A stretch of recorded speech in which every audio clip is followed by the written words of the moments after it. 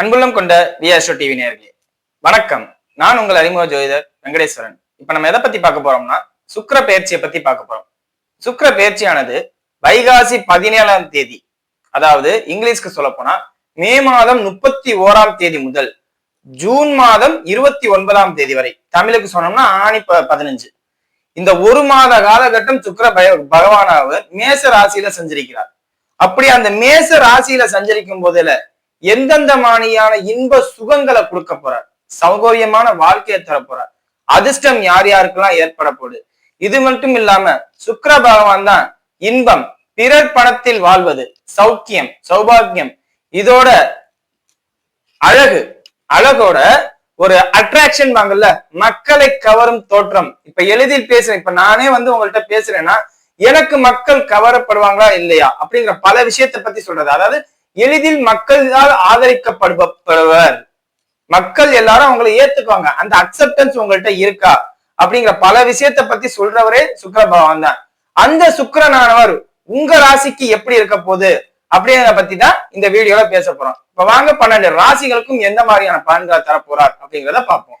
மேசராசி என்பர்களே, ராசியிலே சுக்கிர பகவான் சஞ்சரிக்கிறார். இந்த ராசியிலே சுக்கிர பகவான் சஞ்சரிக்கிறது உங்களை சகல விதத்துல ஏற்றமும் அனுகூலமும் தரும். அதாவது கவர்ச்சி உள்ள மனிதராக மாற்றப்படுவீர்கள். அனைவரும் உங்களை விரும்புவார்கள். ஆண்களாக இருந்தாலும் சரி, பெண்களாக இருந்தாலும் சரி, இந்த ஒரு மாசத்துக்கு நீங்க என்ன தவறுகள் செய்தாலுமே மக்கள் அதை பொறுத்து ஏத்துக்குவாங்க, அக்செப்ட் பண்ணிக்குவாங்க. இதோட சொல்ல போனா திருமணம் ஆகாத இளைஞர்களுக்கு, அதே மாதிரி திருமணம் ஆகாத இளைஞர்களுக்கு, பெண்களுக்கு இந்த நேரத்துல திருமணம் கைகூடும். ராசியில சுக்கிர பகவான் சஞ்சரிக்கிறது எப்படின்னா, ராசிக்கு 7ஆம் அதிபதினு சொல்லப்படுற சுக்கிரன் ராசியில சஞ்சரிக்கிறது வாலண்டியரா தேடி வருவாங்க. மணப்பெண் உங்களை தேடி வரும், அதே மாதிரி மணமகன் உங்களை தேடி வரும். மேச ராசியாக நீங்கள் இருக்கும் பட்சத்தில் மணப்பெண்ணோ மணமகனோ உங்களை தேடி வருவாங்க, வாலண்டியரா உங்களை மேரேஜ் பண்ணிக்கிற ஒரு சூழ்நிலை. லவ் மேரேஜ், சுக்கிரன் தானே இன்பம், ஆசை. அப்ப அந்த சுக்கிரன் மனைவியையும் குறிக்குதுங்கும் போதுல இந்த நேரத்துல லவ், காதல், அன்பு சார்ந்த அமைப்புகள்ல பெரிய லெவல்ல வரும். அதாவது லவ் மேரேஜ் பண்ணிக்கணும்னு நினைக்கிறவங்களுக்கு இந்த நேரத்துல நிச்சயம் லவ் மேரேஜ் நடக்கும், திருப்திகரமாவே நடக்கும், பெற்றவர்கள் சம்மதத்துடனே நடக்கும். காரணம் என்ன, ராசிக்கு 2ல சூரிய பகவான் இருப்பார், அதே மாதிரி ராசிக்கு 3ஆம் இடத்துக்கு பயிற்சி ஆவார். அது ஆணி மாத பலன்கள்ல பார்ப்போம். அப்படிங்கும் போதுல இந்த மாதிரி அமைப்பு வரும்போதுல திருப்திகரமான அமைப்புகளை கொடுக்கும், எல்லாவற்றிலையும் சந்தோஷத்தை கொடுக்கும், மகிழ்ச்சியை கொடுக்கும். வருமானம் இல்லாதவர்களுக்கு வருமானத்தை கொடுக்கும், நல்ல முறையில வருமானம் இருக்கும். அதே மாதிரி பிரிந்த தம்பதியர்களாக இருந்தால் கூட மீண்டும் அந்த அந்யோன்யம் அதிகரிக்கிறதுக்கு உண்டான ஏற்பாடு பண்ணுவீங்க. பிரிஞ்சிருப்பீங்க, சண்டை போட்டிருப்பீங்க, தேவையில்லாத மனஸ்தாபங்கள் இருக்கும், அதெல்லாம் தீர்த்துக்கிட்டு ஓகே இதை இப்படி கொண்டு போவோம், ஒரு காமன் அண்டர்ஸ்டாண்டிங்கான லைஃப்க்கு வருவோம், எத்தனை நாளைக்கு தான் இப்படி சண்டை போட்டுக்கிட்டே இருக்கிறது அப்படிங்கிறத பத்தி நீங்க சிந்தனை பண்ணுவீங்க. முடிஞ்ச அளவுக்கு அமைதியா இருக்க ட்ரை பண்ணுங்க. உங்களுக்கு இந்த மாதம் இந்த சுக்கிர பயிற்சியான முழுக்க அற்புதமான பயிற்சி யாருக்குன்னு கேட்டா மேசராசினருக்கு தான். மேசராசினருக்கு ஃபுல் அண்ட் ஃபுல் சப்போர்ட்டா இருக்கும். காதல் சார்ந்த அமைப்புல, குழந்தைகள் சார்ந்த அமைப்புல, ஆழ்மன எண்ணங்கள்ல, இன்பத்திலே உங்களை சந்தோஷமாவே வச்சுக்கணும்னு நினைப்பாங்க எல்லாரும். சுத்தி இருக்கிறவங்க பூரா உங்களை முழுக்க மேக்சிமம் மகிழ்ச்சியா வச்சுக்கணும், இவங்களை மகிழ்ச்சியா வச்சுக்கணும் அப்படின்னு சுத்தி இருக்கிறவங்க எல்லாம் உங்களுக்கு இது பண்ணுவாங்க.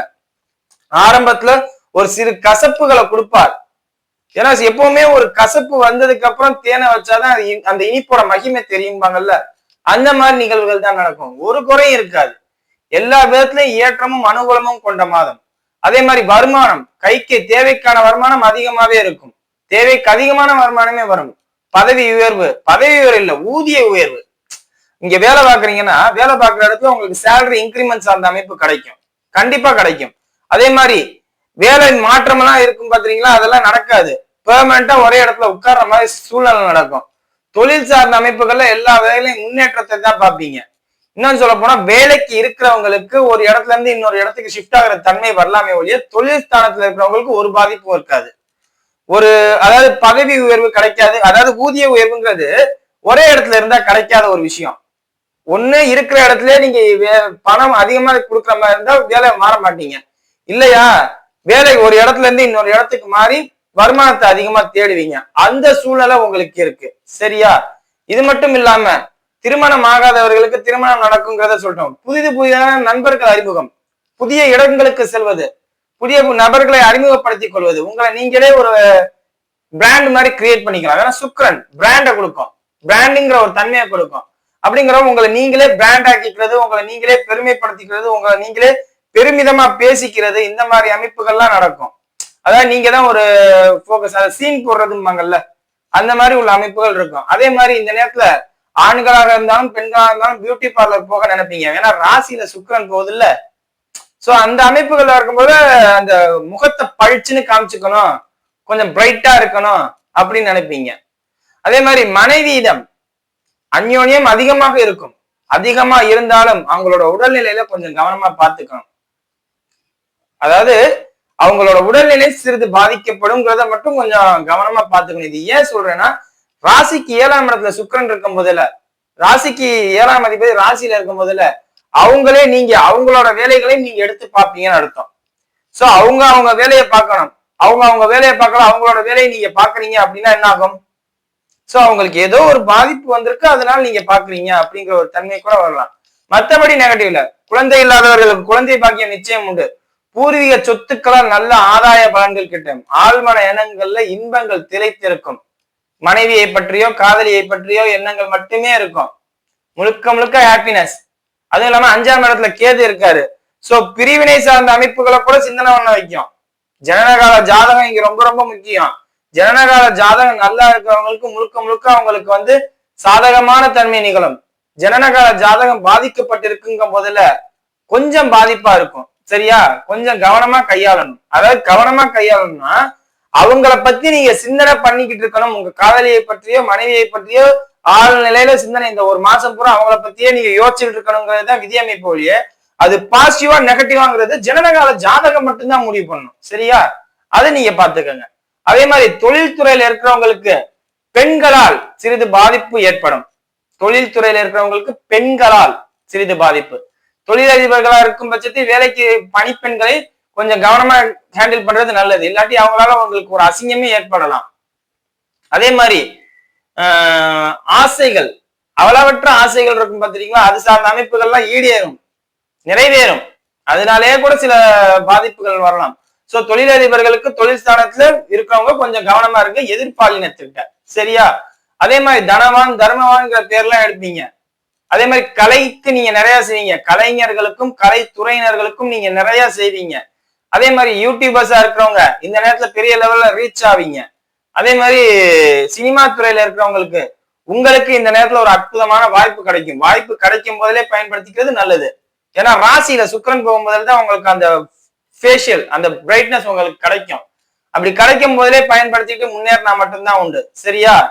இது மட்டும் இல்லாம உங்களுக்கு தோல் சம்பந்தப்பட்ட அலர்ஜி வர்றதுனால டெர்மட்டாலஜின்னு சொல்லப்படுற ஸ்கின் டாக்டரை பார்ப்பீங்க, டெர்மட்டாலஜிஸ்ட பார்ப்பீங்க. ஏன்னா அதுவும் ஒரு அழகு சாதனப்பட்ட அமைப்பு தானே. ஜனனகால ஜாதகம் பாதிக்கப்பட்டவர்களுக்கு இந்த அமைப்பு நிச்சயம் நடக்கும். சரிங்களா? இது இல்லாம புதிதான நண்பர்கள், புதிய சொகுசு வாகனங்கள், அதை விட்டுட்டேன் பாத்தீங்களா, சொகுசு வாகனங்கள்ல பிரயாணம் பண்ண நீங்க விருப்பப்படுவீங்க. சொகுசு வாகனங்கள், அதே மாதிரி ஆடம்பர ஹோட்டலுக்கு போறது, பெரிய பெரிய ஹையர் ப்ரொஃபைல்ல இருக்கிற ஆட்கள். ஹையர் ப்ரொஃபைல்னா போலீஸ், ராணுவம், அந்த அதிகாரம் கொண்ட மனிதர்கள் யோசிக்கக்கூடாது. அதாவது சிஎம் பாக்குறது, பிஎம் பாக்குறது அந்த மாதிரி யோசிக்கக்கூடாது.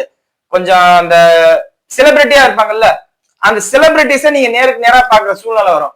செலிபிரிட்டிஸை பாக்குற மாதிரி உள்ள தன்மை. ஐடி செக்டர்ல ஒர்க் பண்றவங்களுக்கு எல்லா வகையிலையும் ஆதாய பலன்கள் கிடைக்கும். உங்களுக்கு இந்த நேரத்துல கண்டிப்பா பதவி உயர்வு நிச்சயம் உண்டு. அதே மாதிரி நகை சம்பந்தப்பட்ட தொழிலில் ஈடுபட்டவர்களுக்கு நல்லா இருக்கும். துணி சம்பந்தப்பட்ட தொழிலில் ஈடுபடுறவர்களுக்கு நல்லா இருக்கும். வியாபாரம் நல்லா இருக்கும். புதுசா துணிக்கடை ஆரம்பிக்கணும், நகைக்கடை ஆரம்பிக்கணும் அப்படின்னு நினைக்கிறவங்களுக்குலாம் எந்த தடையும் இல்லை. நீங்க அடுத்தடுத்து போய்கிட்டே இருக்க வேண்டியதான். சரியா? இது இல்லாம பூர்வீக சொத்து சார்ந்த அமைப்புல ஏதேனும் பாதிப்புகளே இருந்தாலும் இந்த நேரத்துல சரி ஆகும். 5ல கேது இருக்கு, எப்படிங்க சரியாகும்னா இந்த ஒரு மாசத்துக்கு உங்களுக்கு சாதகமா இருக்கு. சோ பெண்களால் அந்த பிரச்சனை வந்தாலுமே பெண்களால தான் இருக்கும். ஆண்களால ஒரு பாதிப்பு வராது. பெண்களால் வர பாதிப்புகளை நீங்க சமாளிச்சுதான் ஆகணும், வேற வழி இல்லை. பூர்வீக சொத்துல பெண்களால ஒரு கூட பிறந்த சகோதர சகோதரியால பாதிப்பு வந்ததா, சகோதரியால பாதிப்பு வருதா, அது ஒண்ணும் பண்ண முடியாது. ஆனா சகோதரர்களால் வந்த பாதிப்பு நீங்கும். அதை பத்தி ஒரு கவலை இருக்காது. சரியா? மற்றபடி எல்லாமே நல்லா இருக்கும். இப்ப வாங்க நட்சத்திர ரீதியான பலன்களை பார்ப்போம். அஸ்வினி நட்சத்திரக்காரர்கள், அஸ்வினி நட்சத்திரக்காரர்களோட பொறுத்தவரை உங்களோட பேர் வெளியில வரும். பெரும்போக்கான ஆளு அப்படிங்கிற பேர் வெளியில வந்துடும். எல்லா வகையிலையும் அனுகூலமான பலன்கள் நீங்க தான் அப்படிங்கிற ஒரு தன்மையை கொடுக்கும். அதாவது சகல விதத்திலையும் உங்களுக்கு ஏற்றம் அனுகூலமும் பிறக்கும், தைரியம் பிறக்கும், புதுசு புதுசா தொழில் செய்யணுங்கிற எண்ணம் வந்துடும். நம்ம ஏன் எதுக்காண்டி யாருக்காண்டி உட்கார்ந்து இருக்கணும் அப்படின்னு நிக்காம ஓடுற எண்ணங்கள் வந்துடும். அடுத்தடுத்து அடுத்து அடுத்து அடுத்துன்னு முன்னேற்றத்தை மட்டுமே சிந்தனை பண்ணிட்டு இருப்பீங்க, வேற எதை பத்தியும் சிந்தனை பண்ண மாட்டீங்க. அதாவது நின்னு நிதானமா போகாம அவசர அவசரமா அடுத்தடுத்துன்னு போயிட்டு இருப்பீங்க. ஏன்னா ராசியில சுக்கிர பகவான் முதல்ல அஸ்வினி நட்சத்திரத்துல தான் பயணிக்கும். அதே மாதிரி நட்சத்திராதிபதி கேது 5ஆம் இடத்துல இருக்கிறனால சகல விதத்துல ஏற்றத்தையும் அனுகூலத்தையும் தான் தருமே ஒழிய பாதிப்புக்கு இங்க வேலையே இல்லை. தைரியம் துணிச்சல் கடுமையா வரும், பெரிய லெவல்ல பண்ணலாம் அப்படின்னு நினைக்கிறீங்க. சரிங்களா? அடுத்தது பரணி நட்சத்திரக்காரர்கள். பரணி நட்சத்திரக்காரர்களை பொறுத்தவரையும் வண்டி வாகனம் சார்ந்த அமைப்பு, ஆடம்பர ஹோட்டலுக்கு போற அமைப்பு, அப்படியே நானும் ஒரு கிங்கு, நானும் ஒரு பெரிய பிஸ்தா அப்படிங்கிற அந்த சீன் கிரியேட்டர்ஸா இருப்பீங்க. நீங்க பெரிய லெவல்ல ஆடம்பர செலவுகள் அதிகமா பண்ணுவீங்க. ஆடம்பர பஸ்ல போறது, ஆடம்பர வண்டி வாங்குறது, ஆடம்பரமா சுத்துறது, இந்த மாதிரி அமைப்புகள் இருக்கும். இதெல்லாம் கொஞ்சம் குறைச்சிக்கிறது நல்லது. அதே மாதிரி பெண்களால் சிறிது சிறிது வில்லங்கங்கள் ஏற்படும், பெண்கள்கிட்ட கொஞ்சம் கவனமா நடத்துக்கோங்க, இல்லாட்டி அது உங்களுக்கே பாதிப்பு தர தன்மையில கொண்டு போய் விட்டுரும். எல்லாமே நல்லவங்களும் கிடையாது, எல்லாருமே கெட்டவங்களும் கிடையாது. எந்த ஒரு வேலையை பண்ணாலும் நிதானமா யோசிச்சு பண்றது சரி. அவசரப்பட்டு ஏதாவது தப்பு பண்ணிட்டா தப்பு பண்ணிட்டோமே அப்படின்னு நினைக்கிறது முட்டாள்தனம். சரிங்களா? அதே மாதிரி லவ் ஃபெயிலியர்ஸ் அந்த அமைப்பு இந்த நேரத்துல உங்களுக்கு வரலாம், அது மட்டும் கொஞ்சம் பாத்துக்கோங்க. அதனால திருமண அமைப்பு கிடைக்கும். சரிங்களா? அடுத்தது கார்த்திகை நட்சத்திரக்காரர்கள். கார்த்திகை நட்சத்திரக்காரர்களை பொறுத்தவரை தொழில்துறையில அற்புதமான முன்னேற்றம், வருமானம் கிடைக்கும். தொழில் புதுசு புதுசா அடுத்தடுத்து டெவலப் பண்றீங்களோ இல்லையோ, ஆனா இருக்கிற தொழில நல்லபடியா முன்னேற்றத்துக்கு கொண்டு வருவீங்க. புதிதா யுக்திகளை கையாளுவீங்க. இப்படி பண்றதுக்கு இப்படி பண்ணா நமக்கு வருமானம் அதிகமா இருக்கும், இந்த மாதிரி சூழ்நிலைக்கு இப்படி பண்ணும் போதால இப்படி பண்ணா நல்லா இருக்கும். அதாவது புதுசா ஐடியாலஜி பண்ணுவீங்க. இப்படி பண்ணி கொண்டு போவோம், அப்படி பண்ணி கொண்டு போவோம், ஆக அப்படி இந்த மாதிரி இப்படி யோசனை சிந்தனையிலே இருப்பீங்க. நல்லா வேலை செய்யும் மூளை பயங்கரமா வேலை செய்யும். ஏன்னா உங்க நட்சத்திராதிபதி வீட்டுல கேது இருக்கார். அப்படிங்கிற மாதிரி நல்லா மூளை வேலை செஞ்சு தெளிவா எல்லாத்தையும் பண்ணிருப்பீங்க. டக்கு டக்கு டக்கு டக்கு டக்குன்னு அடுத்தடுத்து போய்கிட்டே இருப்பீங்க, யோசிக்கவே மாட்டீங்க. நல்லா இருக்கும். அதே மாதிரி வேலைக்கு இருக்கும் கார்த்திகை நட்சத்திரக்காரர்கள் வேலையை விட்டு வெளியில வந்து புதிதாக தொழில் தொடங்குறதுக்கு ஏற்பாடு பண்ற மாதிரி இருக்கும். ஜனனகால ஜாதகத்தில் நேரம் நல்லா இருக்கும் பட்சத்தில் தொழில்துறை தொடங்குபவர்களுக்கு இது கரெக்டான நேரம். அவசரப்பட்டு எல்லாரும் இந்த முடிவு எடுத்துருவாங்க. ஆனா நிறைய பேருக்கு இந்த ஐடியா வந்துடும். வேணா ராசியில சுக்கிரன் வரும்போது நானும் ஒரு மிகப்பெரிய நபராக மாறணும் அப்படிங்கிற எண்ணம் வரும். சரியா? மற்றபடி எல்லாமே நல்லா இருக்கும். வீடியோ இப்பதான் ஃபர்ஸ்ட் டைம் பாக்குறதா இருந்தா லைக் பண்ணுங்க, ஷேர் பண்ணுங்க, கமெண்ட் பண்ணுங்க. சேனலை மறக்காம சப்ஸ்கிரைப் பண்ணுங்க. வேற எதுவும் ஜோதிட ஆலோசனைக்கு கீழே உள்ள நம்பருக்கு கால் பண்ணுங்க. நன்றி.